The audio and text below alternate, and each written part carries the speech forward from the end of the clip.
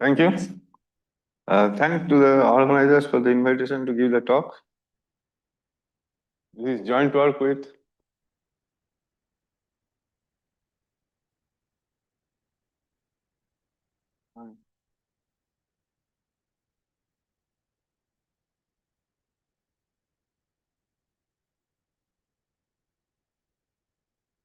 okay.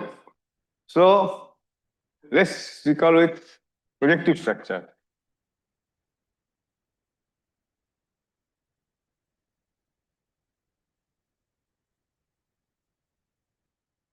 So recall that how do we define Riemann surface? We define by giving coordinate chart, covering of the Riemann surface by coordinate chart such that the transition functions are holomorphic. That's how we define Riemann surface. But how do one step forward to its projective structure, because when you talk about transition functions holomorphic, there is a special class of holomorphic functions, namely Mobius transformations. That means automorphisms of CP1, which are of the form Z going to AZ plus B by CZ plus CD, or AD minus DC is not zero. So this Mobius transformation is a group. So you can use that instead of holomorphic functions, transition functions to be holomorphic, you can use them to be Mobius transformation. So I'm not writing the definition, I can write the definition. X, a projective structure on X is given by a covering by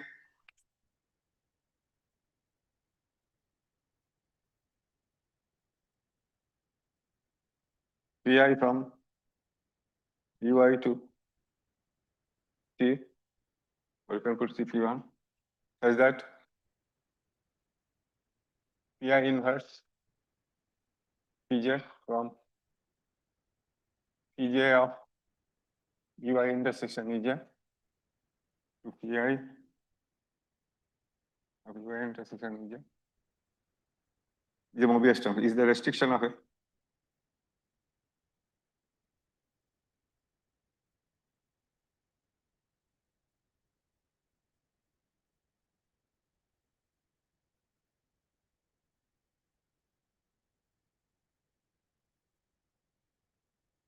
If I had put just holomorphic, then it would have been complex structure, Riemann surface structure, but I'm putting a stronger condition. So a projective structure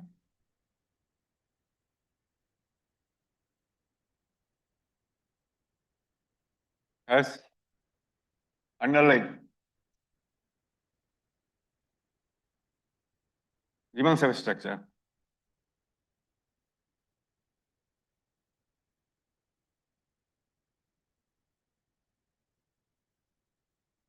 So a projective structure on a Riemann surface is a projective structure such that the underlying Riemann surface is the given one.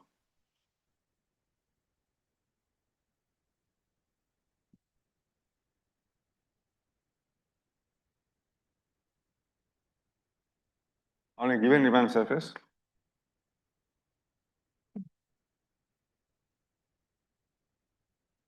is a projective structure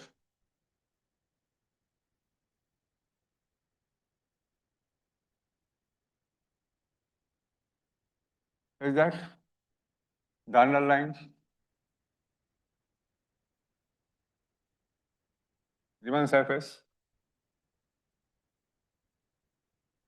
is a given one.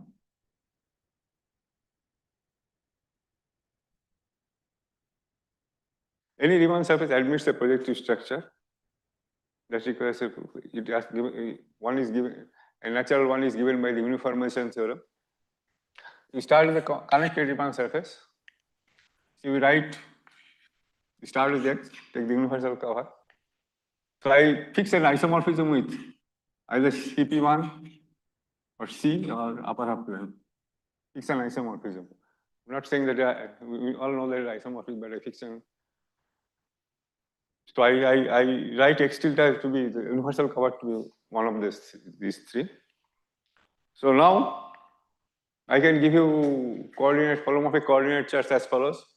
I take any U to be simply connected and take any any u tilde over it, u prime over it, where it is an isomorphism, the covering map is an isomorphism restricted to u prime. So now I use the inclusion of u prime in CP1, because all of them are in CP1. So u prime has a map to CP1, tautological map to CP1, because the universal cover is this, and all of them are contained in CP1. I start with u, I take a simply connect open set and take another open set where the map is isomorphism. Take u prime and take phi prime to be the natural inclusion map. Now what happened to the transition functions? If you do that, then transition functions automatically becomes deck transformations of the covering. And deck transformations are by definition automorphism of the universal cover. And we know for all of them, the universal covers, automorphism are contained in the Mobius group. So the uniformization thing gives you a tautologically a projective structure. After choosing some data, there are many ways of constructing projective structure. There's another one which doesn't involve any choice, just like the uniformization one doesn't give any choice. That was constructed by these Italians, these Paolo Frediani, Elisabetta Colombo, Alexandro Ghisi, and Pirola. So Paolo Frediani lectured on the projective structures here some years back. So there are natural projective structures. So now next the result is that the space of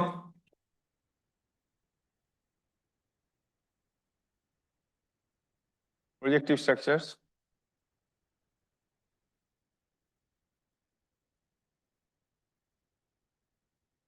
on a Riemann surface X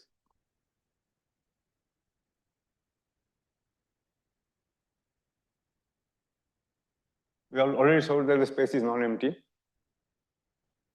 It's an affine space.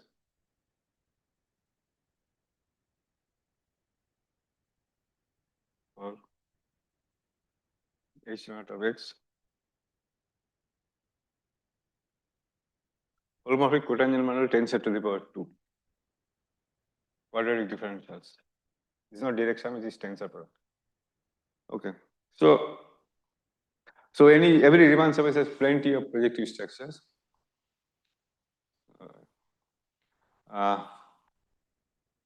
To see this algebraic geometrically is not trivial. You cannot because you can directly, because if you from the point of view of differential equations, Schwarzian, it is quite natural, but maybe I can quickly say why it is so. So idea of projective structure is that if you can do anything canonically on the P1, CP1, then it automatically gets transformed into the projective structure. Canonically means if you do any construction, anything on a P1, which is equivalent under the automorphism of P1, projective structure, then automatically get transformed into Riemann surface projective structure. So this principle makes many apparently difficult construction very trivial. For example, take tangent model.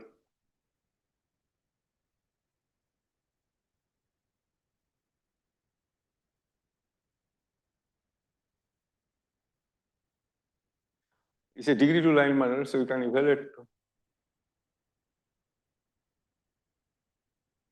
P1 cross. You take the trivial one, you can. So since it's degree 2, through every point there is exactly one section which vanishes of order 1, order 2. So you can restrict to infinitesimal neighborhoods. In particular, you can restrict to the Z to any Z bundle. And from that property that every point there is exactly one section passing which is vanished of order 2. You have mapped this is an isomorphism. So now we can look at the Z sequence.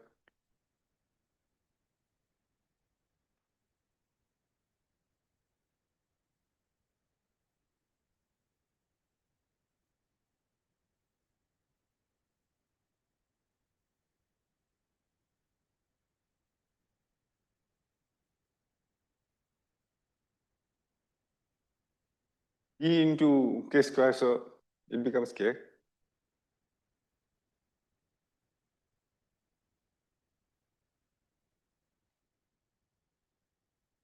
So this, using this, you get a splitting of this exact sequence, and you can restrict sections to first order neighborhoods, so that we get a splitting of the exact sequence. And then you get the splittings are given by, you can homomorphisms from here to here. So that's how we get. But here, of course, there's h0 of k square is 0, so there is not, you don't get anything. But the whole this picture goes for any Riemann surface with projective structure. So then that's how we get splittings are parameterized by h0 of k square. So that's how you get the projective structure.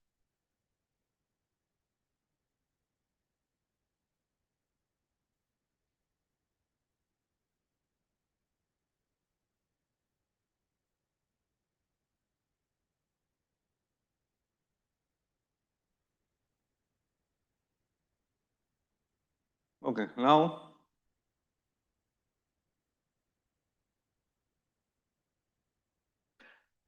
okay. So now I come to something called foliations.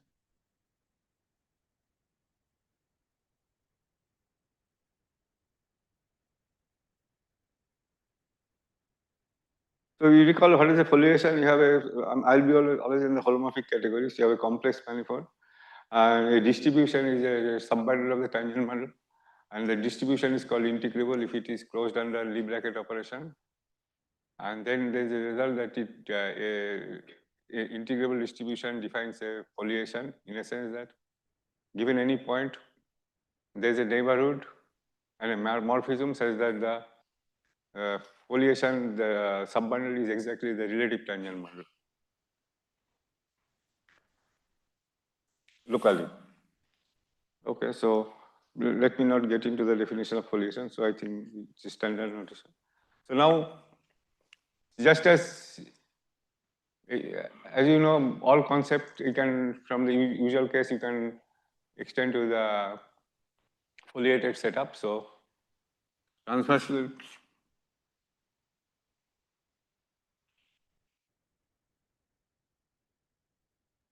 projective structure.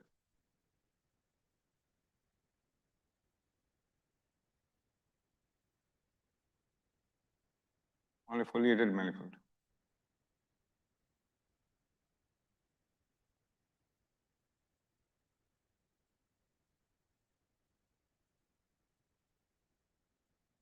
So let me call the transverse projective structure. So M is a complex manifold.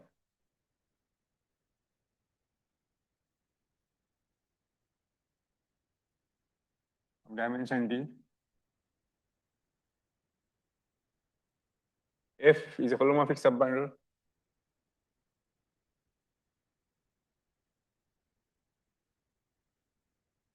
Of dimension rank B minus 1. I assume that is integrable.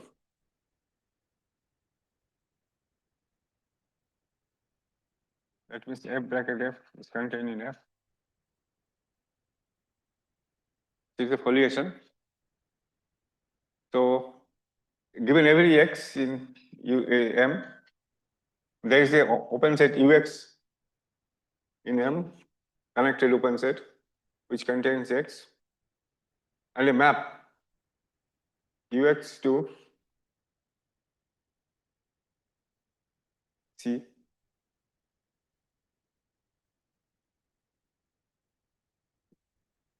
Such that the relative tangent bundle Ex, everything depends on it. So such that the relative tangent bundle for the projection is exactly F. That means F restricted to Ux is equal to the kernel of D by X.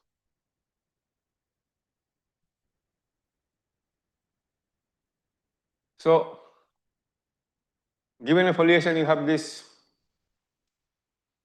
A local description of the foliation as just submersion, fibers of the submersion. So transversal projective structure is a local description covering of M by local charts. These are called foliated charts. These are not exactly holomorphic charts. They're not a biholomorphism. These foliated charts such that the transition functions are Mobius transformation. That means Ux, you see, Uy, you see. Now on the intersection you have the identity map.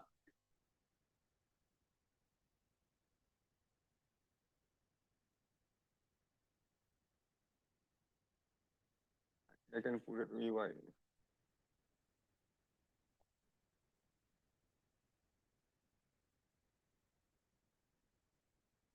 You have a map induced because of the property that this property that differentials this condition will show that there is a map like this, and then you assume put the condition this map Px comma y, like fx comma y. Fx comma y is a Mobius transformation.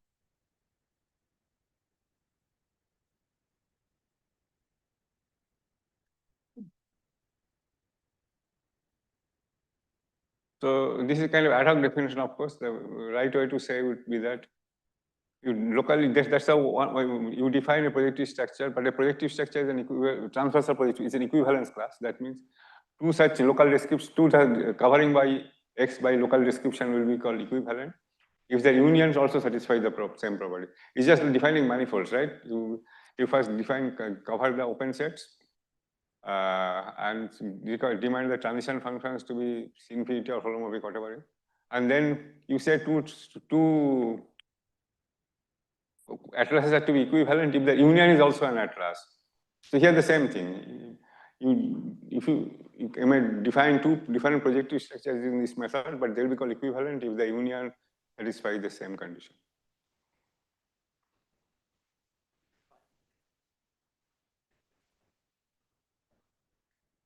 No. This will induce a map. There's only unique map which is a diagonal commutative.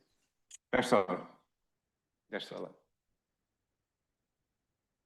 So locally, this becomes the fibers become these bits. These are the leaves, and this is just a leaf space. So I'm just taking the map of the leaf spaces.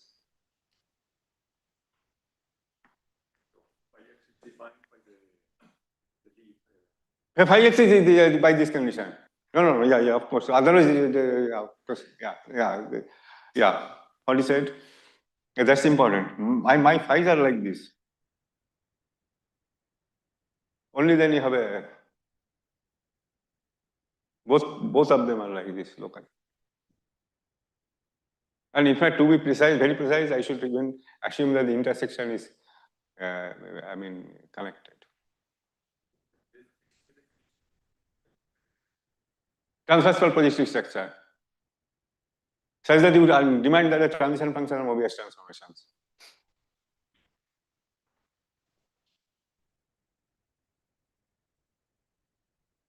So then the natural question is, does every holomorphic foliation has a transversal projective structure, right? So there's some kind of uniformization theorem for foliations are there. This Brunella and others. So we initially started trying to prove that every holomorphic foliation has a transversal projective structure. Then we didn't succeed. Then we tried to look for counter examples, and then we constructed that we could construct projective structures which do not admit transversal projective structure. So I'll try to explain that.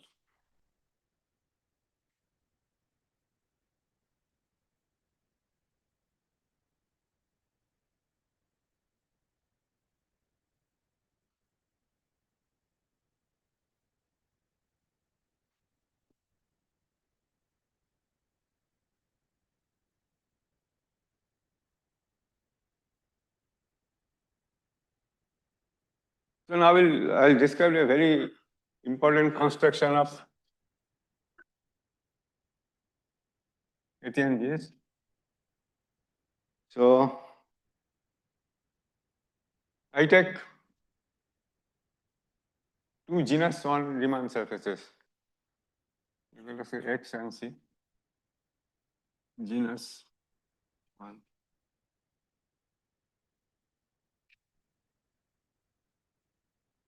I did not say elliptic curve because elliptic curve means I have a base point, etc. I'm not choosing any base point. Okay, so I'll first work with C and then use it. So now, suppose you have two sets of distinct points xi, two sets of I from 1 to n, two divisors, summation yi, I from 1 to n, degree n, divisors, effective divisors on C. X and C, the two Riemann surfaces, both genus 1 Riemann surfaces. Both are genus 1. Anyway, for the timing, I'm writing this, I'll just remove X, but because I'll be talking with X, C, and then I'll come back to X. So degree D divisor. So recall that we can, of course, by choosing a point, I can always make it a C into a group. And then this condition, summation xi, actually this summation and this summation is different. This is, these are here meant by divisors. And here I'm actually adding it. So it needs clarification. So summation xi is summation yi as addition and group addition.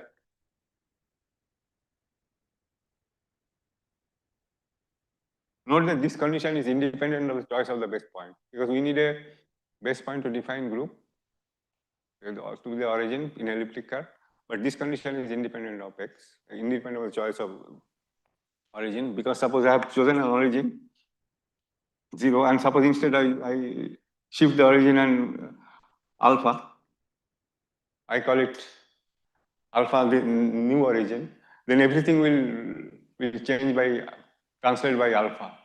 So it will, this side will get translated by n alpha and this side will get translated by n alpha.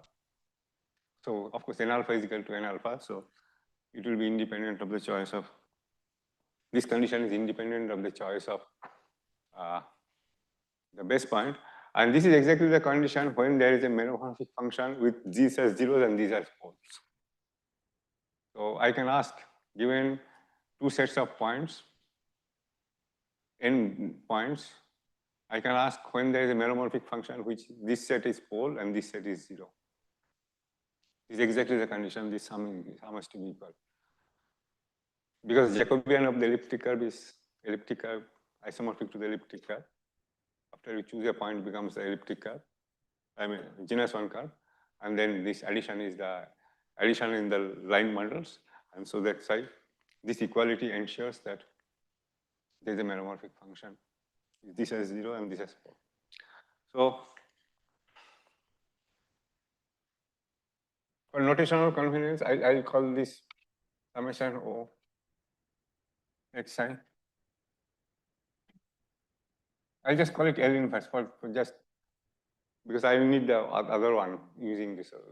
Call this line model as L inverse. So we get a section of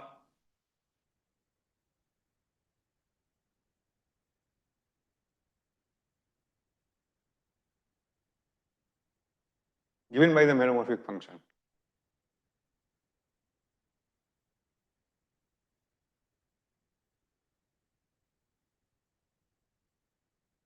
By a monomorphic function.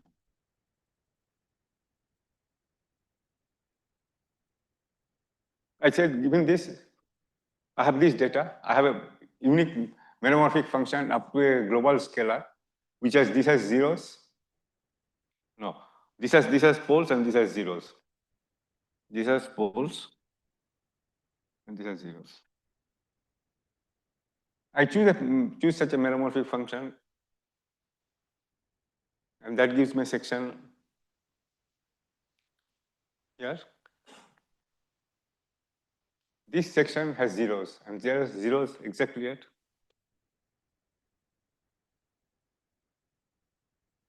at y1, y2, yn. So I just take, because, so this gives a home.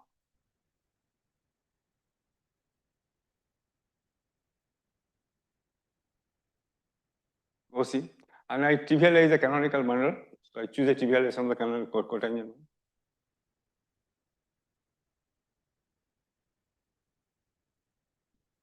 KFC.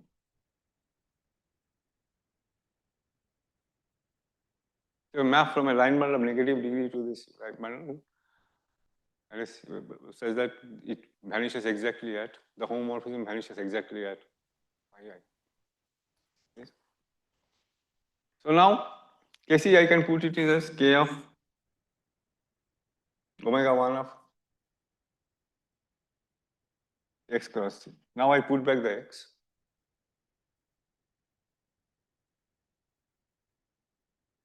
Because this is a direct sum of 2. So I pull it back. This is not a good thing. I said something wrong. So phi upper star, PC upper star of L to PC upper star of Kc. PC is the projection from PC and Px are projection from x cross C to x cross C to P and x cross C to. These are the two projections. And this is contained in omega 1 of x cross C. This is the direct sum of the two line model. Now I look at another section. Now take beta h naught of x kx. Both are of genus 1. I can take a section, but I take no high zero section. This trivial panel I can take no high zero section. Now I have O T cross O Px upper star O T, which is O of C cross X, X cross C, to Px upper star of beta. This it will send into K of Px upper star of X, which is sits in the omega 1 of x cross. Is this clear? Beta is a homomorphism from OC. Oh, sorry, OX to AX, right? I'm writing beta as homomorphism of this. So PX upper star, now I pull it back, this homomorphism of this PX upper star of OC, it becomes OX plus C. I pull back this homomorphism, it goes to PX upper star of KX. And PX upper star of KX is a direct summand of this. And this vector model. This vector model is direct sum of this and this. Yes.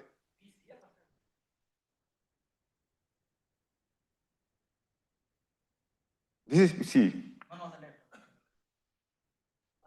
Oh, yeah. Sorry. Yes, of course.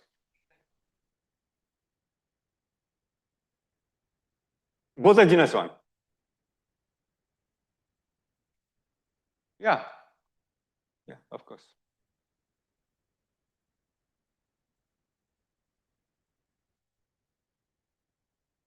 But I want to see as a form, so that's why I'm doing this.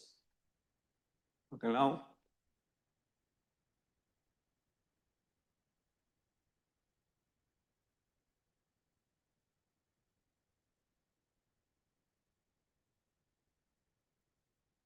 Now I'll put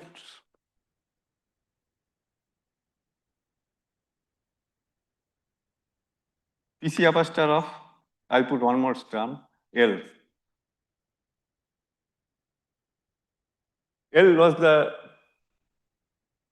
line bundle, L is, this L inverse, so L is OC minus summation xi. So see, which is sitting inside O, OC.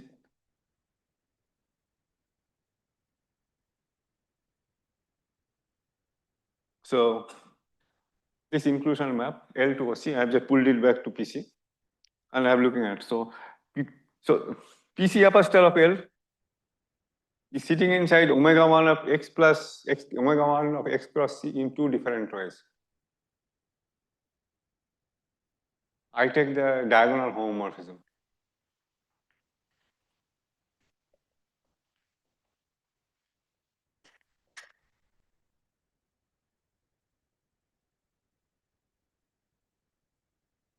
So PC apostle of L,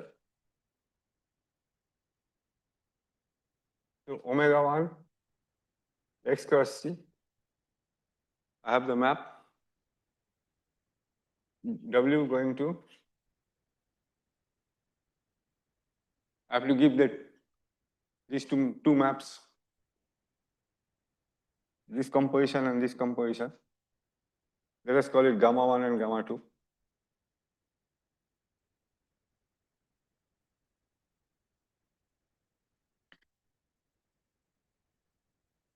W going to gamma 1 W plus gamma 2 W.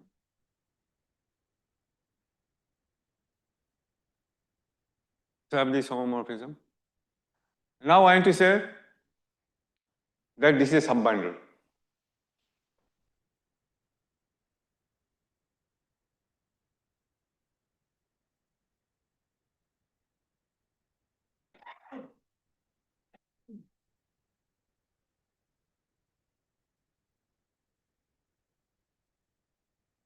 Let us say claim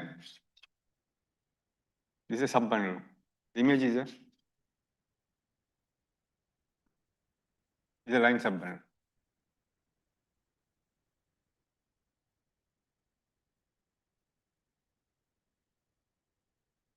This requires clarification. I have not said this.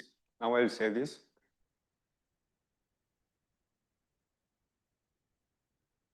I took two divisors.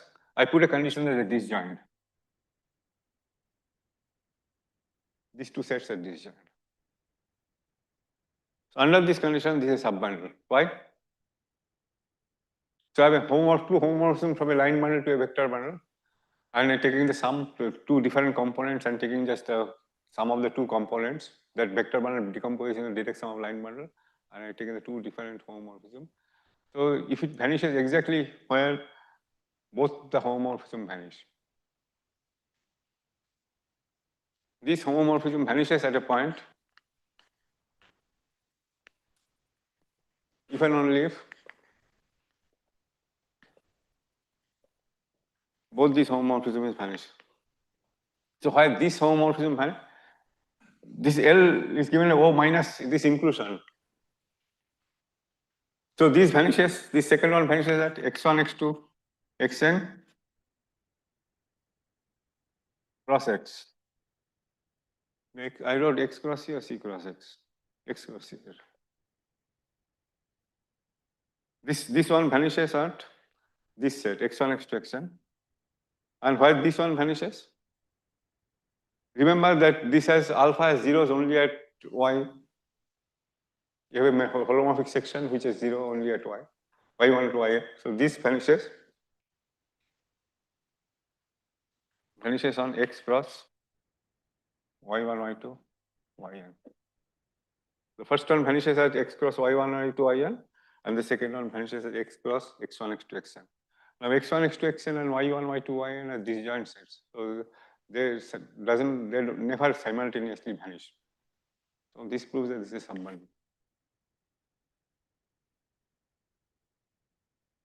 So you get a very non-trivial foliation on the surface, product of elliptic curves. You get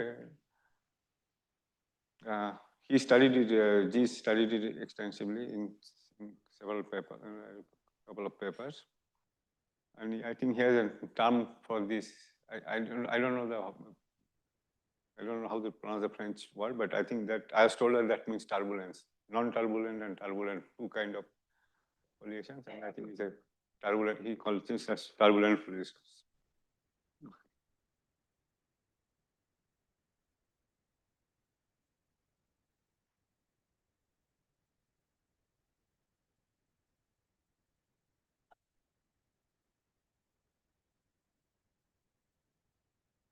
So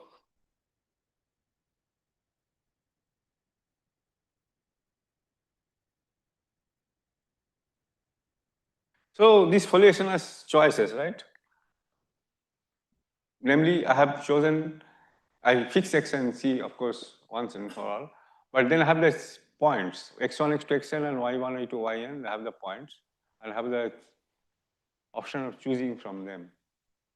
And roughly, the theorem will be, we will prove that for generic choice, it doesn't have transversal predictive structure. This foliation. So how do you? I'll give some idea how to do.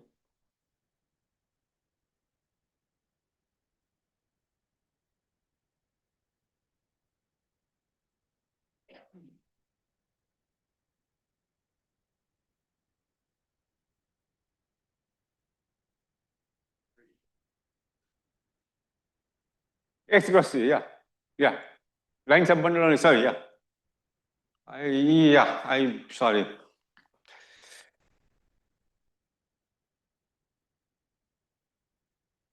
So the line subbundle of this, so you can think of the dual. Foliation I defined as a subbundle of tangent bundle, not of cotangent bundle. But line subbundle will give you a line tangent of the surface. So complementary rank subbundles, which is complementary, of course, rank is 1. So it will give a line subbundle of complementary rank. So complementary rank is again 1, 2 minus 1 is 1. So it will be rank 1 subbundle of the tangent bundle. Basically given by the image where the tangent, where this image annihilates, tangent direction, sorry.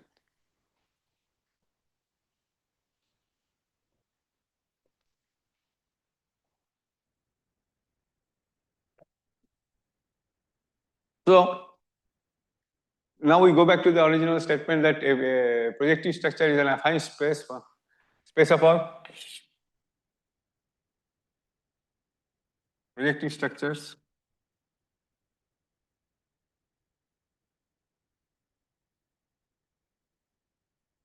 on a Riemann surface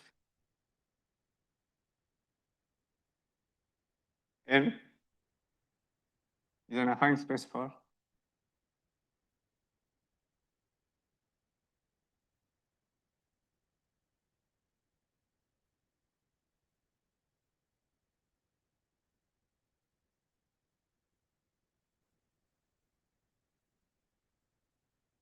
there is a similar result for how two space of all this space of all given a foliation, the space of all transversely projective structures is also an affine space.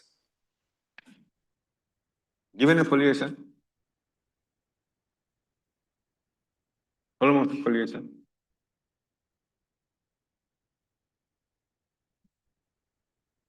the space of all transversely projective structures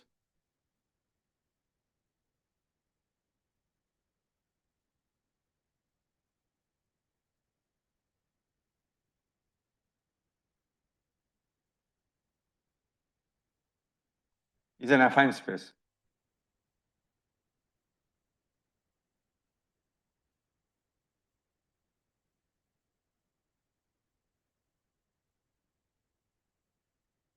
M and F.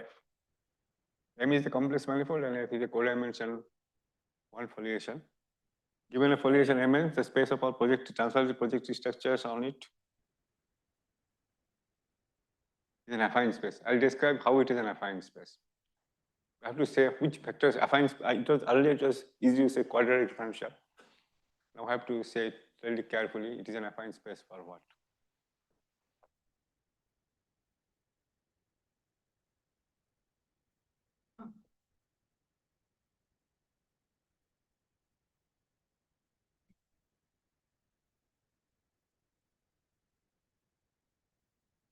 So I'll come back to again just in general foliation M, and you have a given by foliation given by subbundle F,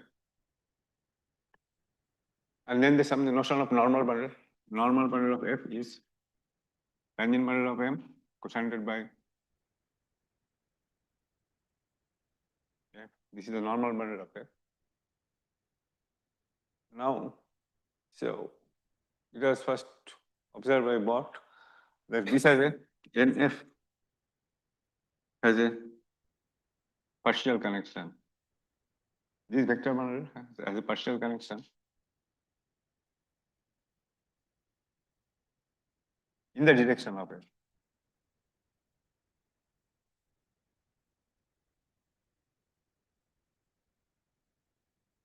Connection means what? You can have covariant derivation on the manifold, and partial connection means it is only in a particular direction.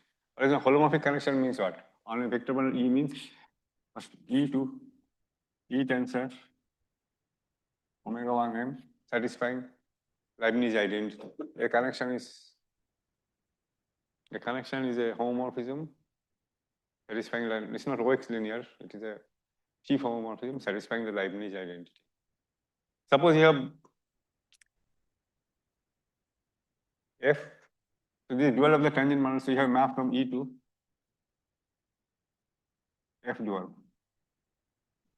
F is sitting inside tangent model, so if they take the dual on homomorphism and tensoring is the identity map there. Suppose you have a connection, then you can compose it, you get this, which satisfies Leibniz. But a partial connection means this. It need not come from a connection. This is a partial connection. This is the definition of partial connection. A connection is a partial connection, but a partial connection is not a connection. So he showed that this has a partial connection given by the Lie bracket. So if you have to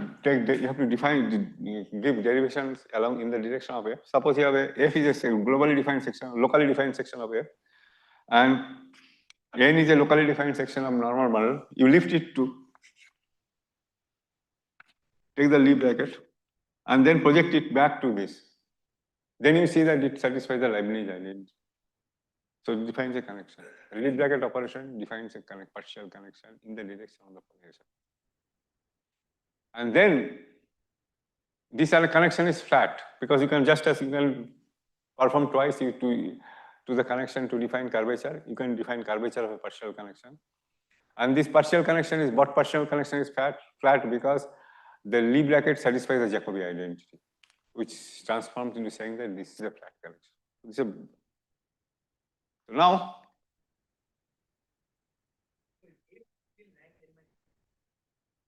here I was like general. It is not holomorphic C infinity. Whatever category you have, that will be about partial connection. We apply in the complex manifold holomorphic category, and F will be a co-rank 1 foliation. Yeah, in our example it will be. But what consider is this part is defined for anything. It doesn't.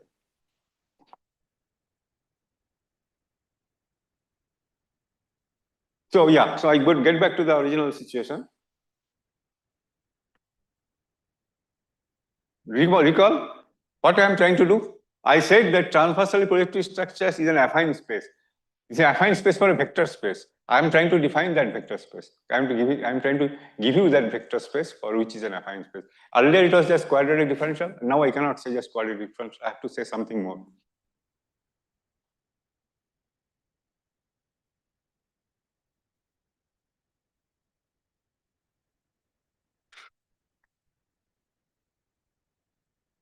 So I have M complex manifold, T of F, sorry, and M complex manifold and Tm contain F containing T of M, co-rank 1, holomorphic subbundle. And I am trying to understand what are the projective structures, transversely projective structures compatible with this foliation. And I said that, made a claim that is an affine space, and which I'm not going to prove actually, but I'll prove in a sense. But I'm trying to describe the vector space for which it is an affine space. Now define N. This is a holomorphic line bundle to co-rank 1. Now put star. Put tensor power 2.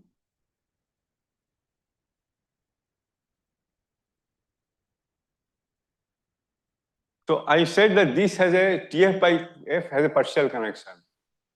If it has a partial connection, it will induce a partial connection of this dual vector bundle. And the partial connection dual vector bundle will induce a partial connection of the second power of the tensor power of the vector bundle. Because connection is punctorial, right? If you have connection on V, you get a connection on V star, you get connection on V tensor V as many times as you like, symmetric exterior. So these are the bot partial connection.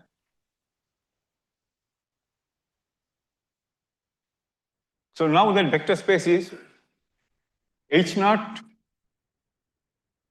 of M n star tensor to the power 2. Then I put then standard notation is put F here. That means sections which are flat with respect to bot partial connection. Sections, holomorphic sections. Up to this, you all understand because n is a holomorphic line model. So I'm taking dual and tensor power. This is a holomorphic line model. I'm taking H naught of that. But now when I put the F, it means I'm taking the subclass of holomorphic sections that are flat with respect to bot connection.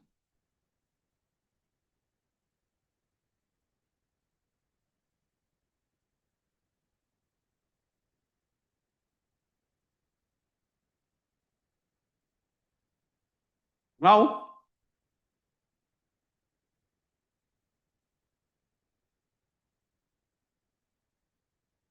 bot connection.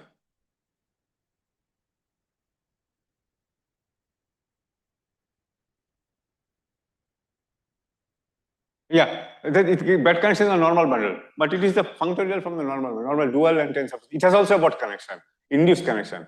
Those are also called bot connections. So which is called induced bot. I should say connection induced by the bot connection. Because bot connection is a normal bundle, but it is on connection on this bundle, which is tensor power at dual. So now,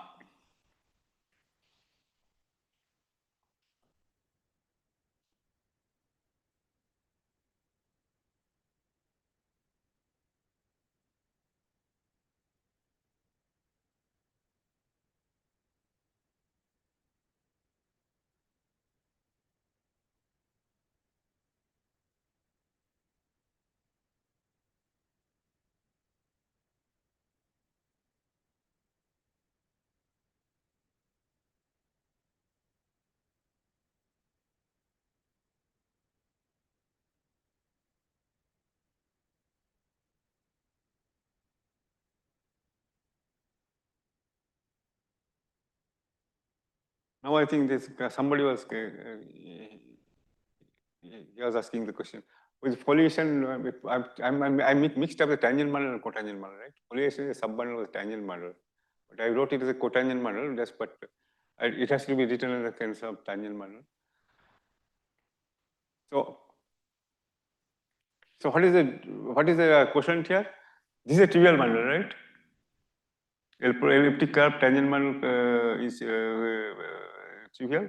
So direct summary is trivial. So this line subbundle. So this line subbundle has to be by taking determinants to the dual.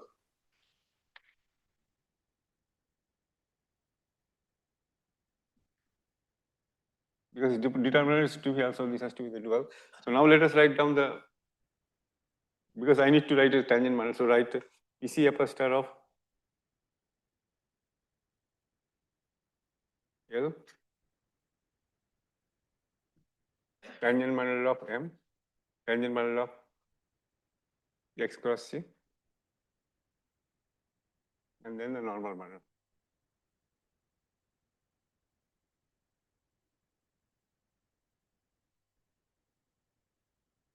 So now I have to take the normal model by definition it becomes PC upper star of L star. So what I have to do? I have to take the dual of the normal bundle and then tensor power 2, right? So when I take the dual of the normal bundle, dual of the normal bundle and tensor product, so it becomes PC upper star of L tensor to the power 2. So we are interested in the H naught of that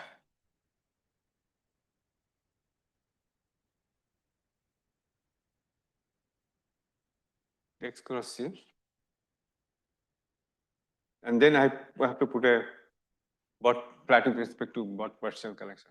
But you can just forget it that now, because this itself is 0. Because L is a negative degree line model. You remember? L was OX1, L was OC summation minus of summation X1.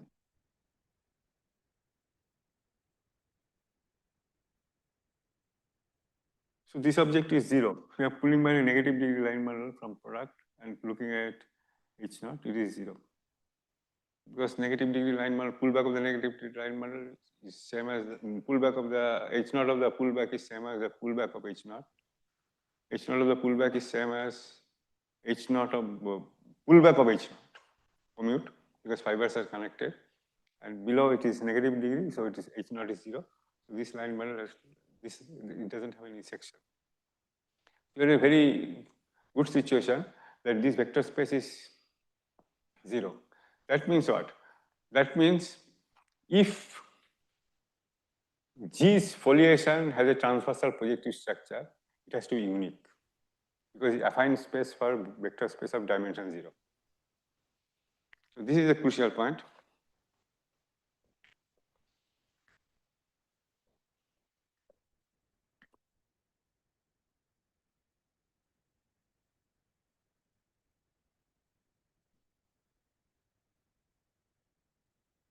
Transversal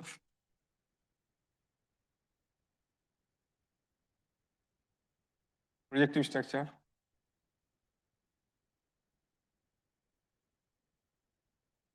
on G's foliation.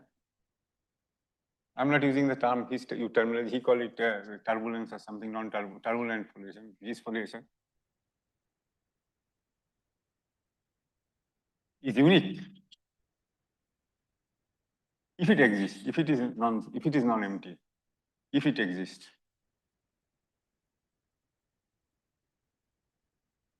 If it exists, then it is unique. Now, recall that G's foliation was, this was the homomorphism, etc. Now, X acts on X cross C, right? X acts by translation on the genus 1 curve, acts on itself by translation and acts trivial on C. So X acts on X cross C. Next, note that G's foliation is translation invariant. G's foliation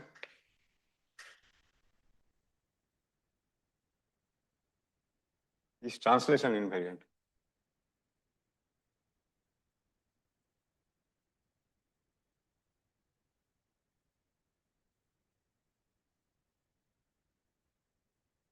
Translation not in the C direction, only in the X direction.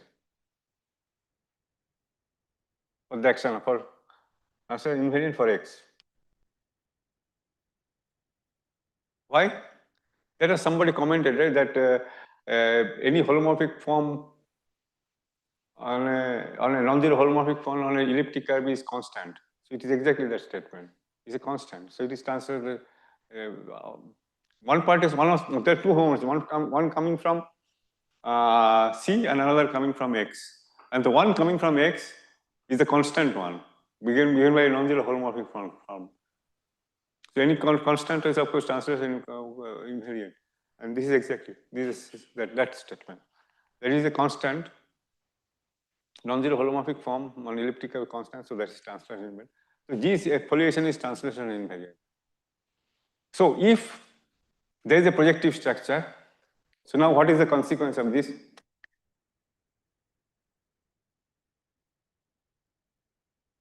So if non-empty,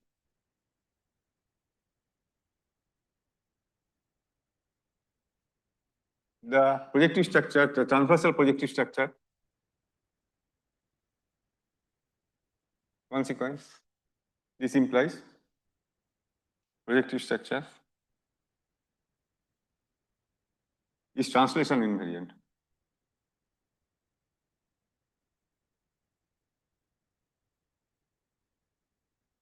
It's a tautology because I have already proved that there is at most exactly one projective structure. Suppose it's non-empty. This makes sense only if it is non-empty. Suppose I have assuming non-empty, then there's a unique. And the foliation is translation invariant. So projective structure has to be translation invariant by uniqueness. Because if there's another one, then the new one will be also compatible with it because it's the same transversal projective structure on the same foliation.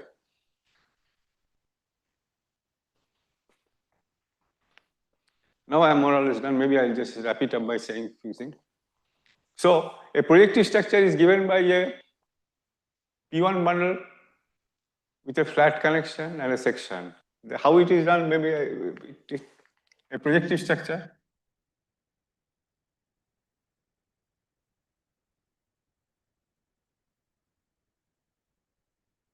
On n Riemann surfaces is given by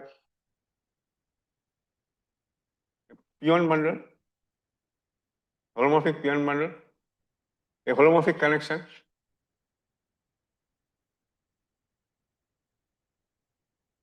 and a section, holomorphic section. S, which is transversal with respect to the horizontal. That means this is P x, this n, and this is P. And suppose this section, and at each point the horizontal subspace is disjoint from the doesn't intersect the one given by the. So I should have said it more detailed in earlier, but it's given by this exactly projective structure is exactly giving a triple. In the foliated case, the same theorem is true. It is given by projective structure, a P1 bundle with a flat connection, and a section which is flat with respect to the both partial connection, and it is transversal. This condition in the transverse direction, it has this transversality condition. So it's very tautology. It is very easy to translate what this equivalence condition of projective structure. Projective structure in the case is this triple. In the foliated case, what is the corresponding triple which is equivalent to giving a transversal projective structure? Is just a very easy translation of this. So now,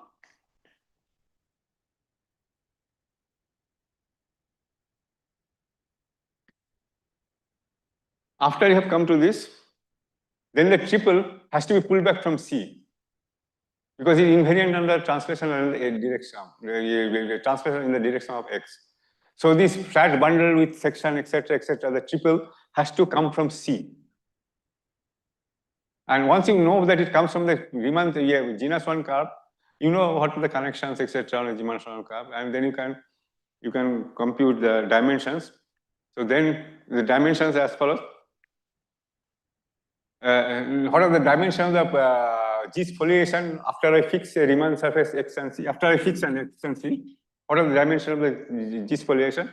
I have x1, x2, xn, y1, y2, yn, summation xi is equal to summation yi, and I chose a one form, meromorphic one form with this poles at this, 0 at this, and on C, and this, and no height 0 vanishing form. I mean non-zero form on X. So total dimension count is very easy. There are n plus n 2n minus 1. There are two sections. Here one form and one form. But there's a diagonal sister action, right? You can scale both this by the same number, then the homomorphism doesn't change. This doesn't change. You have to subtract 1. So total dimension of the modular space is 2n. And now we assume that by this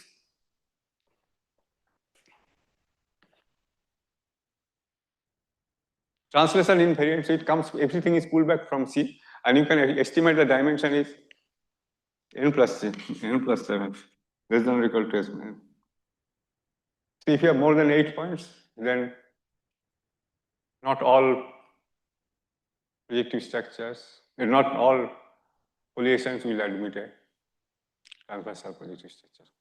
I'll stop here. Thank you.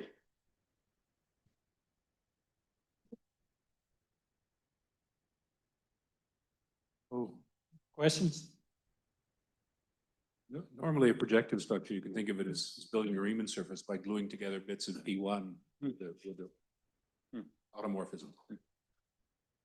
You do this on the space of leaves.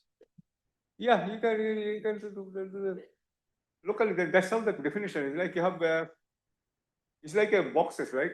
Yeah. Foliation is, and then you two boxes. You what are the transition functions? That means